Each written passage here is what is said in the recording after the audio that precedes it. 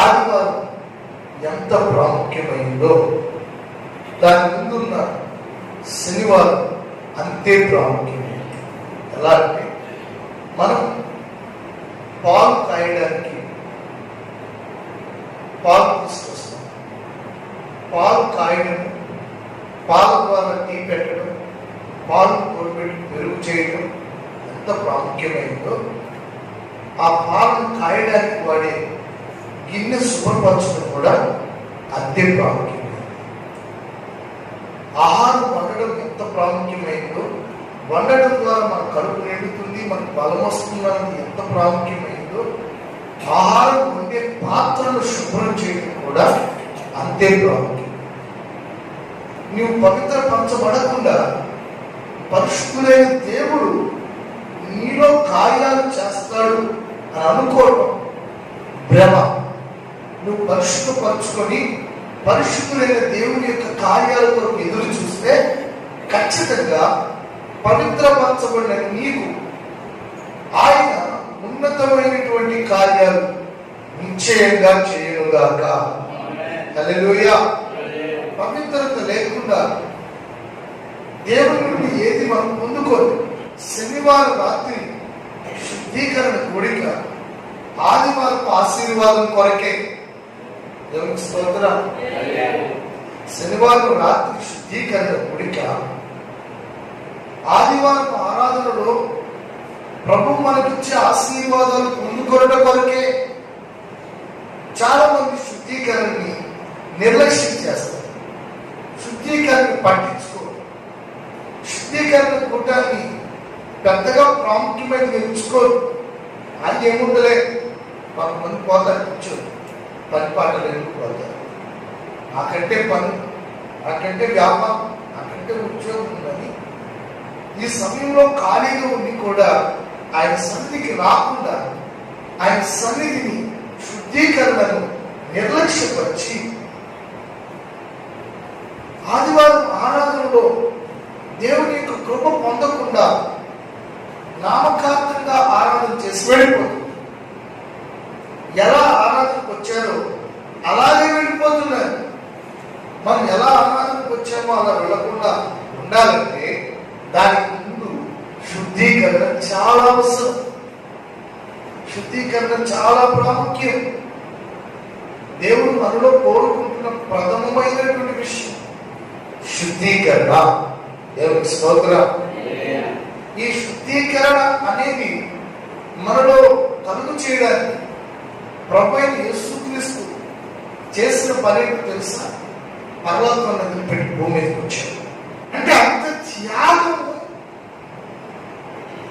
శుద్ధీకరణ కొరకు చేయవలసి వచ్చింది. మనల్ని శుద్ధీకరించుట కొరకు అంతటి త్యాగం చేయాల్సి వచ్చింది. మనల్ని పవిత్రపరిస్తేనే మనం పరలోక రాజ్యానికి హక్కుదారు.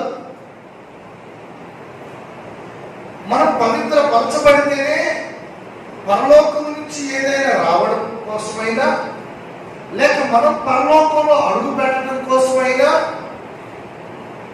శుద్ధీకరణ చాలా అవసరం. ఒక వ్యక్తికి శుద్ధీకరణ లేకుండా అతని దగ్గరికి పరలోకం నుంచి ఏ దీవెన రాదు. ఒక వ్యక్తి శుద్ధీకరణ లేకుండా పరలోకానికి చేరలేడు. మన యొక్క ప్రాణము, ఆత్మ, శరీరము ఈ మూడు కూడా శుద్ధీకరించబడాలి. శరీరాన్ని శుద్ధి చేసేసుకుంటే అది శుద్ధీకరణ. శరీరం శుద్ధీకరించబడాలి, ప్రాణం శుద్ధీకరించబడాలి, ఆత్మ శుద్ధీకరించబడాలి. అది ఈ యొక్క శుద్ధీకరణ అనేది చాలా కీలకమైనది. ఒక ముక్కలో చెప్పాలంటే శుద్ధీకరణ ఒక తాళపు చెవి.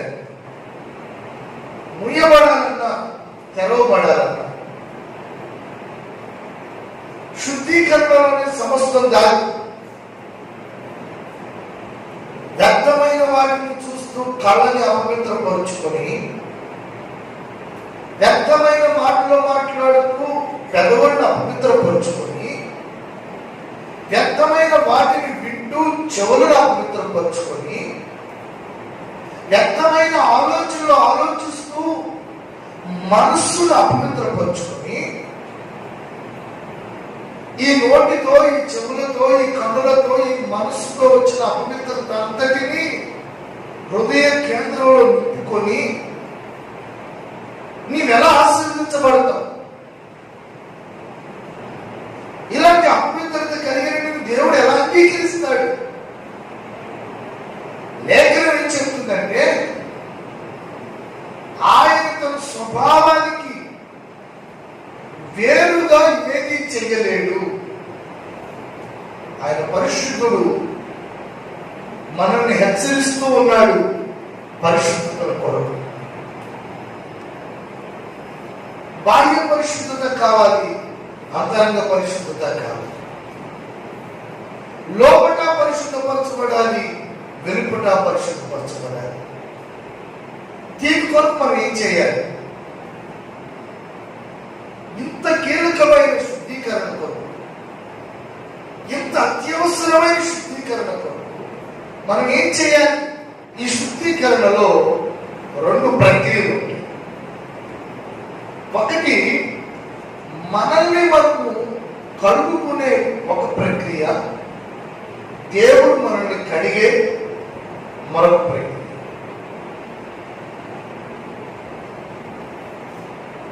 సఖ్యమైనంత వరకు మనల్ని మనము మన మనస్సాక్షిలో నేరారోపణ చేసుకున్న ప్రతి దోషమును దేవుని ఎదుట ఒప్పుకొని విడిచిపెట్టి పవిత్రపరుచుకొని, ఇక నేను దాని జోలికి వెళ్ళను ప్రభువా, అలాగున మాట్లాడను, అలాగున చూడను, అలాగున వినను, అలాగున ఆలోచించను, అలాగున ప్రవర్తించను అని ఒక కఠినమైన నిర్ణయము నీకు నువ్వు కడుపుకుంటూ నీకు నువ్వు చేసుకునే ఒక శుద్ధీకరణ. రెండవది,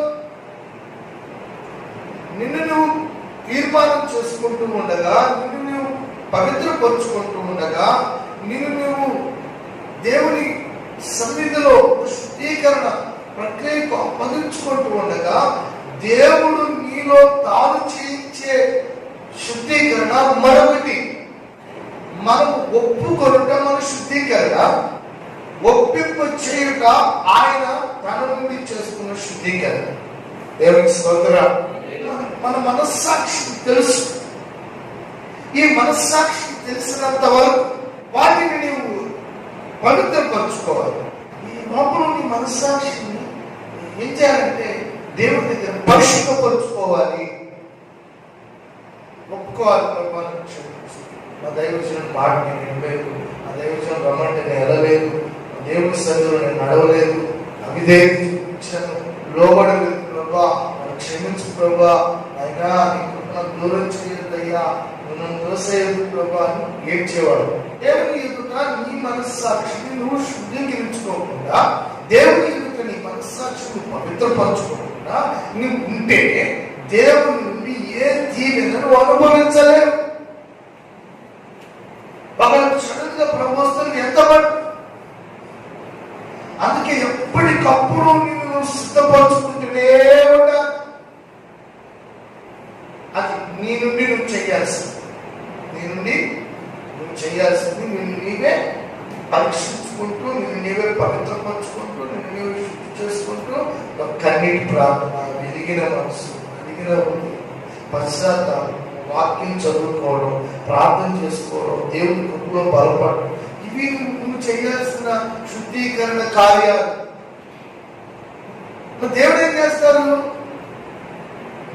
నువ్వు ఎలా శుద్ధీకరించుకోవాలో తన ఆత్మ చేత నిన్ను ఒప్పింపచేస్తాడు, తెలియజేస్తుంటాడు. తన ఆత్మ చేత నిన్ను ప్రేరేపిస్తుంటాడు. నువ్వు ఇలా రాంగ్ ఆలోచిస్తున్నావు, లోపడటం లేదు, నువ్వు ప్రార్థన చేసుకోవటం లేదు, యథార్థంగా ఉండటం లేదు, పవిత్రంగా ఉండటం లేదు, నీ మనసు మంచిగా లేదు, నీ కన్నీటి ప్రార్థన కరువు అయిపోయింది, ప్రార్థన చూపు తగ్గిపోయింది, ఇవన్నీ పరిశుద్ధాత్మ దేవుడు నీ పక్క నుండి నీలో ఉండి నిన్ను నడిపిస్తూ ఉంటారు, ప్రేరేపిస్తూ ఉంటారు. ఆ ప్రేరేపించినప్పుడు నడిపించినప్పుడు పశ్చాత్తాపడి విరిగిన మనసుతో నలిగిన హృదయంతో ప్రభు దగ్గర ఒప్పుకొని వాటిని విడిచిపెట్టాలి. అట్లా దేవుని ఆత్మ నిన్ను శుద్ధీకరిస్తాడు, వాక్యము నిన్ను పరిశుద్ధపరుస్తాడు, యేసయ్య రక్తము నిన్ను పవిత్రపరుస్తుంది.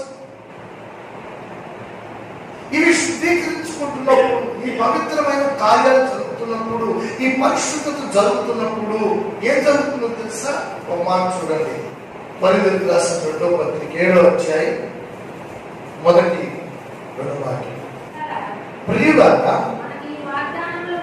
మనకు ఈ వాగ్దానంలో ఉన్నవి కనుక దేవుని భయముతో పరిశుద్ధతని మనం సంపూర్తి చేసుకొనుచు శరీరమునకు ఆత్మకును కలిగిన సమస్త దుర్నీతి నుండి కల్మషము నుండి మనలను పవిత్రులుగా చేసుకుందాము. ప్రియులారా, మనకు ఈ వాగ్దానములు ఉన్నవి కనుక, అంటే వాగ్దానం అంటే ఏంటి? నీకు ఈ పని చేసి పెడతానని దేవుడు చెప్తున్నాడు. నేను ఆశీర్వదిస్తానను, నేను స్వస్థపరుస్తానను, నేను లేవనెత్తుతానను, నిన్ను బలపరుస్తానను, నీకు ద్వారం తెలుస్తానను, నీ ప్రార్థన అంగీకరిస్తానను దేవుడు వాగ్దానం చేశాడు. ఈ వాగ్దానములన్నీ మనకి ఉన్నవి కనుక, అంటే అర్థం ఏంటంటే దేవుడు ఈ కార్యాలన్నీ మనకు చేస్తారని వాగ్దానం చేశాడు కనుక. లోతుగా మాట్లాడుకోవాలంటే ఈ వాగ్దానములన్నీ మనకు నెరవేరాలి గనుక, దేవుడు చెప్పినవన్నీ చెయ్యాలి గనుక, వాగ్దాన నెరవేర్పుని మనకు చూడాలి గనుక మనము దేవుని వైపుతో, దేంతో చెప్పాలి, దేంతో నోటితో చెప్పాలి, దేంతో దేవుని వైపుతో పరిశుద్ధతని సంపూర్తి చేసుకోవాలి. దేవుని భయం లేని మనుషులు పవిత్రంగా ఉండరు. దేవుని భయం లేని మనుషులు పవిత్రమైన మాటలు మాట్లాడరు, పవిత్రమైన చూపులు చూడరు, పవిత్రమైన ఆలోచనలు ఆలోచించరు, పవిత్రమైన కార్యాలు చెయ్యరు. ఎందుకంటే వాళ్ళకి ఏం లేదు? దేవుని భయం. పరిశుద్ధత కలిగి ఉండాలన్నా, పరిశుద్ధతని సంపూర్తి చేసుకోవాలన్నా ఈ శుద్ధీకరణ ప్రక్రియలో అత్యంత ప్రాముఖ్యమైనది మొట్టమొదటిది దేవుని భయము. దేవునికి స్తోత్రం. దేవా, నీ భయం దయచేయి ప్రభువా. ఎవరు అడిగారు? మొట్టమొదట మనకి ఏం కావాలి? ఒకవేళ దేవుణ్ణి అడగాల్సి వస్తే, ప్రభువా దేవుని భయము అనే ఆ కృప నాకు దయచేయి ప్రభువా. బంగారం కంటే, వెండి కంటే, డబ్బు కంటే, ఆస్తి కంటే, అంతస్తు కంటే, ఏమేమో ఆశీర్వాదాల కొరకు అడగటం కంటే నాకు ముందు దేవుని భయం దయచేయి ప్రభువా అడుగుతున్నారా? మాటను బైబిల్లో ఏమని తెలుసా? యెహోవా యందు భయము పవిత్రమైనది అని. యెహోవా యందు భయభక్తులు కలిగి ఉన్నవాడు ఐశ్వర్యవంతుడు అవుతాడు, ఆశీర్వదించబడతాడు. అంటే ఆ దేవుని భయం ఉంటే చాలు, సకల ఆశీర్వాదాలు దేవుడికి ఇస్తాడు. ఆ భయం ఉంటుంది పవిత్రంగా. దేవుని భయం చేత శుద్ధతను సంపూర్తి చేసుకొనుచు శరీరములకు. మొదటి మాట శరీరం. శరీరం అంటే ఏంటి? కనబడుతుంది కదా, ఇది శరీరం. అర్థమవుతుందా? ఇది శరీరం. ఈ శరీరంతో కొన్ని కార్యాలు జరుగుతూ ఉంటాయి. కళ్ళు చూస్తూ ఉంటాయి, చెవులు వింటూ ఉంటాయి, నోరు మాట్లాడుతూ ఉంటుంది,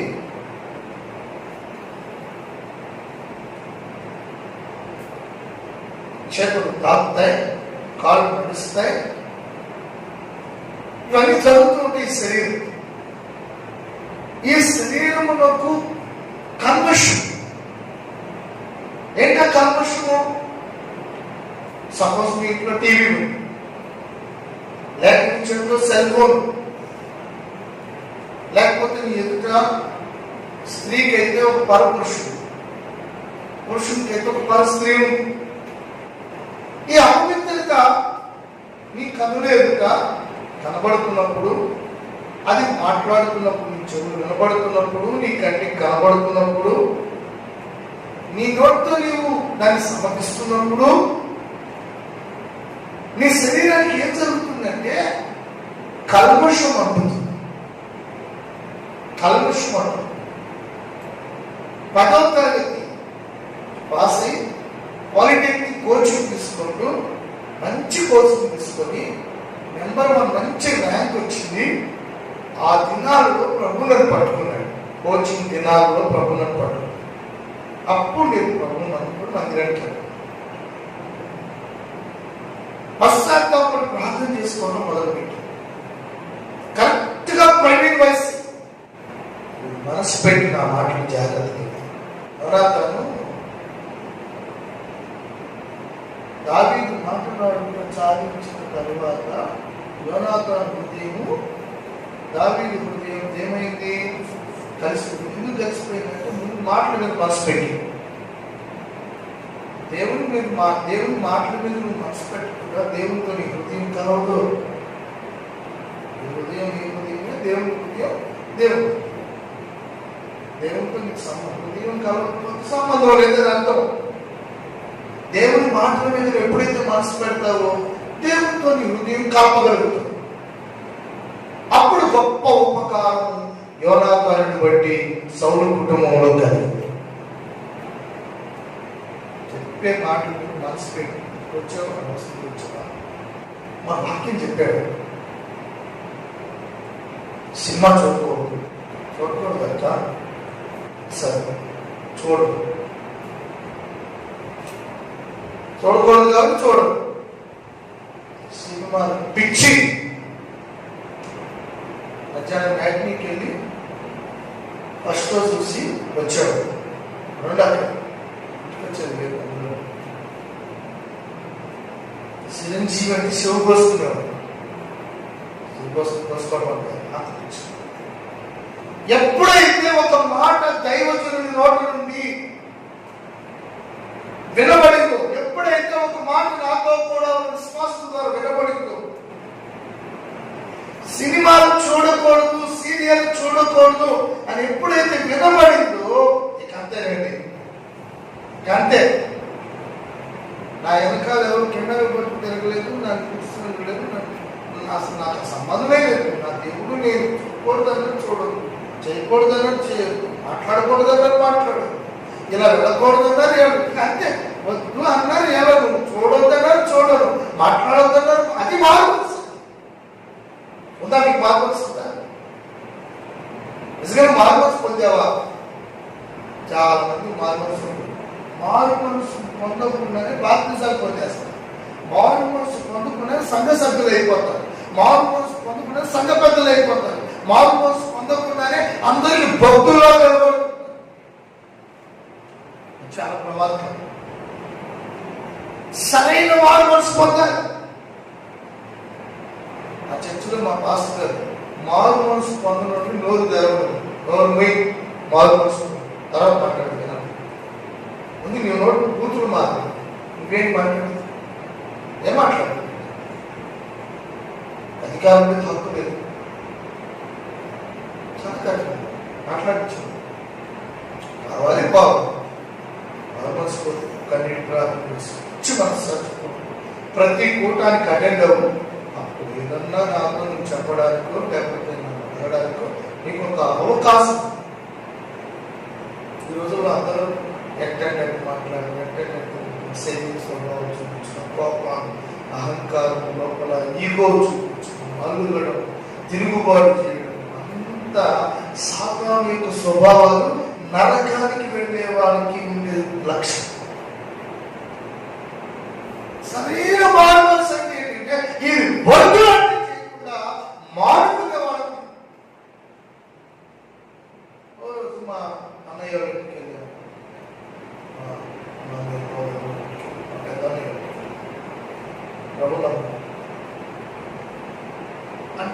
టీవీలో సినిమా వస్తుంది, సుందరాకాండ.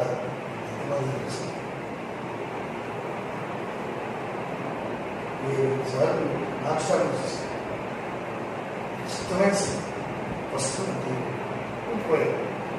మా వదిన నాకు ఇష్టమైన కూర తింటాను. టీవీ అని చూడండి, మన వద్ద బాగా టీవీ పెట్టమనేవాళ్ళు మర్చిపోనేవాళ్ళు. టీవీ ఎక్కడ చూస్తుంది ఆపమంటూ బాగానే ఉన్నారు. మా పెద్దలే నోరు తెచ్చి మాట్లాడటానికి భయం.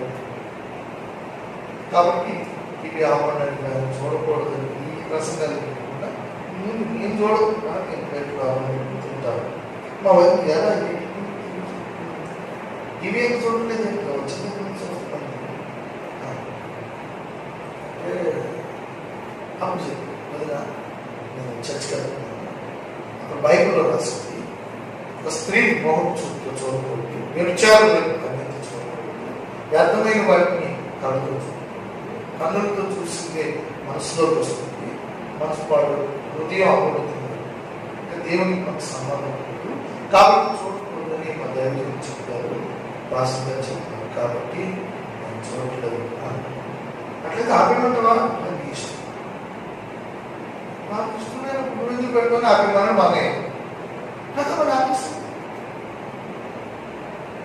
అయితే నేను వదిలో మాట మరే ఉందా, మరి మారేదా, ఇది గవర్నమెంట్ ఉంటుందా అని చెప్పాను. అప్పుడు నేను వాళ్ళ స్వార్థ చెప్పాను. ఈ రోజులు ఎంతమంది మీ జీవితాల్లో మీరు ఇళ్ళలో టీవీ నుండి సినిమాలు ఎన్నిళ్ళలో సినిమాలు బాగుంటున్నాయి, ఎన్నిళ్ళలో సినిమా థియేటర్లో మీ రూమ్స్ బాగుతున్న సినిమా పాటలు. దేవుడు వద్దన్నది ఎన్నిసార్లు మాట్లాడుతున్నావు, దేవుడు వద్దన్నది ఎన్నిసార్లు నువ్వు చూస్తున్నావు, దేవుడు వద్దన్నది ఎన్నిసార్లు నీ జీవితంలో ఆలోచిస్తున్నావు, దేవుడు వద్దన్న పనులు ఎన్నిసార్లు నువ్వు చేస్తున్నావు. ఈ కల్మషం కలిగిన శరీరంతో, ఈ కల్మషం కలిగిన కళ్ళతో, ఈ కల్మషం కలిగిన చెవులతో, ఈ కల్మషం కలిగిన నోటితో నువ్వేమని ప్రార్థన చేస్తావు? ఈ కల్మషం కలిగిన చెవులతో నువ్వు వాక్యం వింటే నేను చెప్పేది ఒకటైతే నీకు ఇంకొక అర్థమవుతుంది, మంచి చెడుగా అర్థమవుతుంది, దిద్దుబాటు నీకు అసహ్యంగా ఉంటుంది, క్రమము నీకు ఇష్టంగా ఉండదు, సత్యమును అంగీకరించలేవు.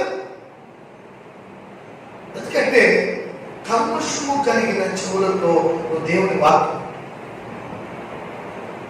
సినిమా పాటలు వింటూ, సినిమా జోకులు వింటూ, సినిమాలు చూస్తూ, సినిమా అన్నీ చెవులోకి వెళ్ళిపోయింది.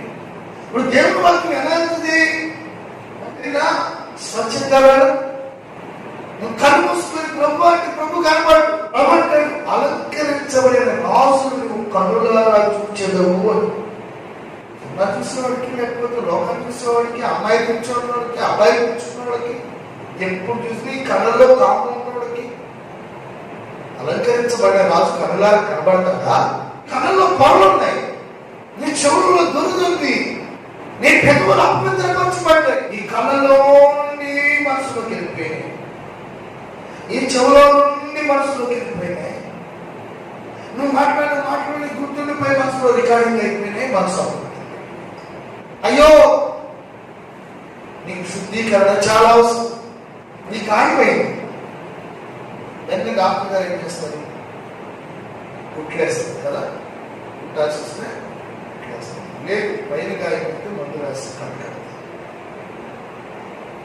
తగ్గిపోయిందండి, ఓకే మళ్ళీ గాయం తీసుకుంటాం. మళ్ళీ డాక్టర్ గారు అంటే మా మొన్నే కదా గాయం ఏంటి, కట్టు కట్టాను, మందేస్తాను, కుట్లేస్తాను, మళ్ళీ అయిందండి, మళ్ళీ కట్టండి, మళ్ళీ కుట్లు, మనం నెల రోజులకు మళ్ళీ గాయమైంది, మళ్ళీ వెళ్తావు, ఏమో మళ్ళొచ్చు, మళ్ళీ గాయమైంది, మళ్ళీ కట్లు కట్టండి, మళ్ళా కుట్లు వేయండి, మళ్ళా అవుతుంది. మనం వారం రోజులకు మళ్ళీ వెళ్తాం, ఏమో మళ్ళీ వచ్చాం, మళ్ళీ గాయమైంది, మళ్ళీ మందు వేయండి, కట్టు కట్టండి, కుట్లు వేయండి, కట్టు కట్టండి. ఎన్నిసార్లు గాయం చేసుకుంటావు, ఎన్నిసార్లు కట్టు కట్టాలి, ఎన్నిసార్లు మందు పీయాలి, ఎన్నిసార్లు కుట్లు వేయాలి, ఎన్నిసార్లు అపవిత్రపరుచుకుంటావు, మళ్ళీ ఎన్నిసార్లు ఎన్నిసార్లు చిత్రీకరించుకుంటాం? ఇదే పని చెప్పండి. ఒకే గాయానికి అన్నిసార్లు కుట్లు వేస్తా. గాయం ఏముంది?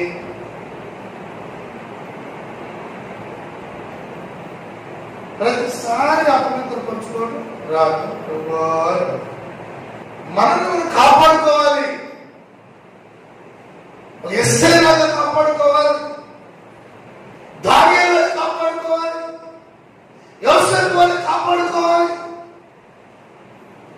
మన ప్రభు యేసుక్రీస్తు వారే మనల్ని కాపాడుకోవాలి. దాన్ని కాపాడుకోలేదా?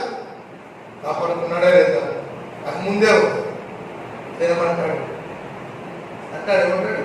వాటిని పుచ్చుకొని తిని కాదు, వాటిని పుచ్చుకొని నేను అపవిత్రుడిని కాకుండా ఉండాలని మనసులో ఉద్దేశించుకున్నాను, కాబట్టి నేను పుచ్చుకోను, నేను అపవిత్రుడిని అయిపోతాను. కళ్ళ ముందు ఉన్నా కూడా నన్ను పట్టుకోవడానికి ఇష్టపడదు. అర్థమవుతుంది నీకు? తను కాపాడుకున్నాడు. టీవీ ఉంది కదా, సినిమా పెట్టు, మీ అంతా చూస్తే నేను నరకానికి వెళ్ళే బ్యాచ్లో ఫస్ట్ టైంలో ఫస్ట్ నెంబర్ 1 ఉంటాం. ఈ చెట్టు నువ్వే పెట్టుకుంటు, ఎవరో పెట్టి చూడటం వెళ్ళి అది చూడకుండా తప్ప. హాస్పిటల్కి వెళ్ళాము, ఎదురుగా ఉంది ఏదో హాస్పిటల్, ఎదురు కనబడుతుంది, వినబడు. ఏం చేద్దాం? నీ కళ్ళు దాని వైపు కాకుండా ఇంకొక వైపు మరొచ్చు, నీ చెవులు దాని ఇంకో వ్యాపకం పెట్టుకో, నీవు కాపాడుకో. యోసేపుతో రోజు మాట్లాడుతుందా? ఎవరు అలాగైతే పర్వాలేదు, అలా కాదు. వేరొక భార్య రోజు మాట్లాడు, అక్కడ తేడా. ఆ మాట్లాడేది దాని గురించి, ఆ ప్రయత్నం అంతా దాని గురించి. యోసేపు అంటాడు, ఇంత ఘోరమైన దుష్కార్యం చేస్తాను దేవుడికి మొబైల్ చూపించుకుంటాను. దేవుడి భయం కలిగి అక్కడ తను కాపాడు. ఎస్తేరు అందరి కన్యకల్లాగా అలంకరించుకోకుండా రాజుకి ఏదైతే అవసరమో అది హేగే చెప్తే అంతవరకే రాజు హేగే నిర్ణయించిన అలంకారం కాక ఏ అలంకారాన్ని కోరుకోకుండా తను సింపుల్ గా వచ్చు. బైబిల్ కావు ఆ గురించి ఏం రాసింది? ఏ పురుషుణ్ణి కూడలేదు రాసింది బైబిల్. మరి ఉంది పురుషుని ఎరగని దాన్ని, పురుషుడంటే ఎక్కువ పురుషుని ఎరగని దాన్ని కాపాడుకుంటున్నాను. భక్తుడు కల్మషం అట్టకుండా నువ్వు కాపాడుకోవాలి. దేవుని భయముతో పరిశుద్ధతని సంపూర్తి చేసుకోవచ్చు. శరీరములకు కలుగు కల్మషము నుండి మనలను పవిత్రులుగా చేసుకున్నావు. లేకపోతే వాగ్దానాలు నెరవేరదు. వాగ్దానాలు నెరవేరాలంటే దేవుని భయముతో పరిశుద్ధతని సంపూర్తి చేసుకోవచ్చు. శరీరములకు కలిగిన ప్రతి కల్మషము నుండి నిన్ను నీవే పవిత్రపరుచుకుంటే ఆటోమేటిక్ గా దేవుని వాగ్దానాలన్నీ నీకు నెరవేరు. కన్నులు, చెవులు, నోరు, మనస్సు, శరీరం అంతా దేవుని భయం చేత దాన్ని పరిశుద్ధపరుచుకుంటూ, దాన్ని కంట్రోల్లో ఉంచుకుంటూ, దాన్ని జాగ్రత్తగా కాపాడుకుంటే దేవుడు తన వాగ్దానములన్నీ నీ పక్షంగా నెరవేరుస్తాడు. రెండవది అంటాడు, శరీరమునకును ఆత్మకును. ఆత్మ కల్మషం ఏంటి? శరీరానికి ఒక క్రియ ద్వారా అంటుంది, ఆత్మకేమో ఆలోచనల ద్వారా అంటుంది. ఆలోచనలన్నిటి ద్వారా ఆత్మీయమైపోతుంది, కల్మషమైంది. అసలు ఆలోచనలు రాకుండా ఉండాలంటే ఏం చేయాలి? ఆలోచనలు పుట్టించే చోటుకి వెళ్ళదు. ఆలోచనలు పుట్టించే వివేలకు, ఆలోచనలు పుట్టించే మనుషులతో ఫ్రెండ్షిప్ చేయకూడదు. ప్రతి ఆడపిల్లకి ఒకరు ఫ్రెండ్ ఉండాలి. ప్రతి ఆడపిల్లకి తన బాధలను చెప్పుకోవడానికి ఒక ఫ్రెండ్ ఉండాలి. అందుకే ఇంకా సహాయం ఉన్నాయి. ప్రతి ఆడపిల్లకి తన బాధలు కష్టాలు చెప్పుకోవడానికి ఒక ఫ్రెండ్ ఉండాలి. అక్కడ లవ్వులు గీవులు చెత్త చెత్తాలు ఉండాలంటే ఆడపిల్ల ఎంత బాగుంటుంది. చెత్త అంతా అక్కడే పెట్టి ఫ్రెండ్షిప్ అనేది నరకానికి తీసుకుంటే ప్రధానమైన మార్గము. పరిశుద్ధులని మార్చగలిగిన మాత్రమే అర్థమవుతుంది. ఎంత అర్థం అంటే ఏమైంది, ఏమవుతుంది, అపవిత్రులు అంతరంగం అపవిత్రులు. మన దేవుడు పై రూపాన్ని చూసేవాడు కాదు, అంతరంగాన్ని చూసే దేవుడు. జ్ఞాపించి అపవిత్రం అయిపోయిన తర్వాత నువ్వు ఏం చేసే భక్తి శరీరం పూడ్చిపెడతారు. నీ ఆత్మ పరలోకానికి వెళ్తుందా? మన ఏంది వెనకటి వదే అన్నది నువ్వు ఆత్మ దాన్ని దయచేసినా వెళ్ళాలి కదా.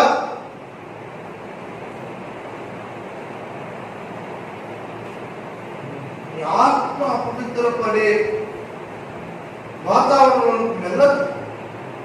నీ ఆత్మ అపవిత్రపడే ఆటలు వెళ్ళదు. నీ ఆత్మీయత కాపాడదు.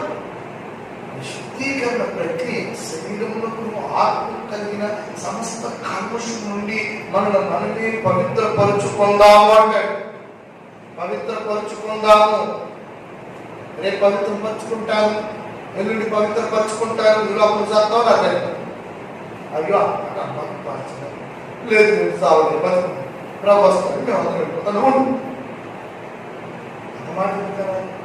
అయ్యో ఇంత మాట అంటారు, అంత మాట అంటే ఎంత మాట నీకు శుద్ధీకరణ. నువ్వు పనిలో పెట్టిపోతావు. పండుతో కూడా పేస్ట్ వాడుతున్నావా లేదా? తలకి షంప వాడుతున్నావా లేదా? వంటికి సబ్బు వాడుతున్నావా లేదా? బట్టలు సబ్బు వాడుతున్నావా లేదా? అన్నిటికన్నీ వాడుతున్నావు. నీ శుద్ధీకరణకు ఒక మాట అంటే నీకు అసలు ఆత్మ శుద్ధీకరించబడటానికి వర్తమానమే అది ఆయుధం. వర్తమానమే నీకు సబ్బుల, వర్తమానమే నీకు శోభల, వాక్యమే నీకు ఒక ఉపదేశమే నీకు ఒక శుద్ధీకరణ ఆయుధం. అది వద్దంటావు. ఆ ఒక్క చెప్పకుండా ఎంత బాగుంది. రాను రాను రాను రాను సంఘాల్లో ఉపదేశం కరువు అయిపోయింది. ఎక్కడైనా ఉండండి బిడ్డలాగా, విదేశ భాగాలు మాకు ఇస్తే చాలు, మీ కాకులు మాకు ఇస్తే చాలు, మేము తిని మా పట్టలు పెంచుకుంటాము, ఆస్తులు పెంచుకుంటాము. ఆ సేవా పనులు ఆడు పనులు కూడా విశ్వాసం కాదు. మీ ఆత్మను శుద్ధీకరించే దేవుని వాక్యము అంగీకరించి శరీరమునకు ఆత్మ కలిగిన సమస్త కల్మషం నుండి నేను శుద్ధి చేసుకున్నట్లుగా దేవుని సన్నిధిలో నడుచుకోవాలి. శుద్ధీకరణ చాలా అవసరం. ప్రతి శనివారం జరగాలి. ప్రతి శనివారం మందిరానికి రావాలి. పరిశుద్ధ స్థలంలో, ప్రార్థన జరిగే స్థలంలో, దేవుని మందిరంలో పడుకుంటే ఏమో నేను కృప. యాకోబు పడుకున్నాడు. ఎక్కడ పడుకున్నాడు? బేతేల్లో పడుకుంటాడు. అవునా? యాకోబు బేతేల్లో పడుకున్నాడు. మంచముందా? దగ్గర తలగడ అలవాటు, తలగడ లేదు. తను రాయి తీసుకున్నాడు. ఇదైతే నాకు సరిపోతుందని ఆ రాయి తీసుకుని తలగడగా చేసుకుని ఆ రాయిని తలపెట్టి పడుకున్నాడు. దర్శనము యాకోబుకి బేర్షెబాలో కలిగింది. నీ తండ్రి దేవుడను, అబ్రహాము దేవుడను, ఇదిగో నేను నీకు తోడై ఉన్నాను, నువ్వు వెళ్ళే ప్రతి చోట నిన్ను కాపాడుతాను, తినడానికి ఆహారం ఇస్తాను, కట్టుకోవడానికి బట్టలు ఇస్తాను, నేను నీతో చెప్పింది నెరవేర్చే వరకు నేను విడవను. ఇంత పెద్ద దర్శనము, అత్యున్నత సింహాసన దర్శనము, దేవదూతలు ఎక్కి దిగటము దర్శనము, దేవుని స్వరము, దేవుని వాక్యం.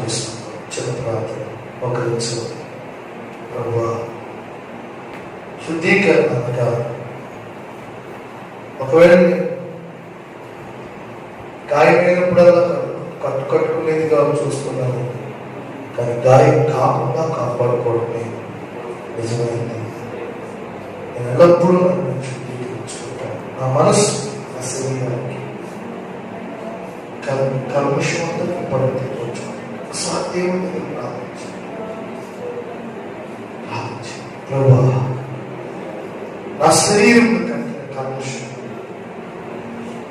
నా ఆత్మ కలిగిన కల్మషం పరిశుద్ధపరుచుకుంటాడు, శుద్ధీకరించుకుంటాడు. వాళ్ళ వైపు వీళ్ళ వైపు చూస్తాడు. వాళ్ళు అలా ఉన్నా ఏం కాలేదు, వీళ్ళు ఎలా ఉన్నా ఏం కాలేదు, ఎందుకంటే తప్పేంటి అని పాపంతో పోల్చుకుంటారు. పాపంతో బతకబాకు, విడిచిపెట్టి ఈ శరీరాన్ని కాపాడు, నీ ఆత్మని కాపాడు.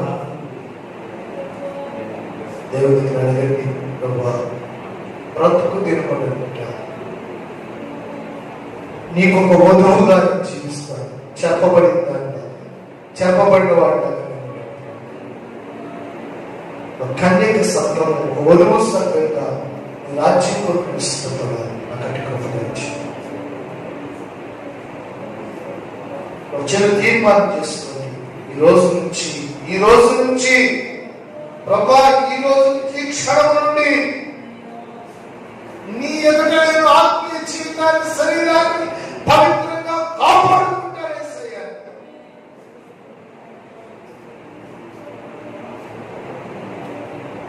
ఆమేన్. ప్రభు మనందరినీ మనం విన్న వాక్యానుసారంగా జీవించి కృప పొందుతున్నట్లుగా స్తోత్రాలు చెల్లించుకోవాలి. అతి మంచి నిర్ణయం, తీర్మానం దేవుడు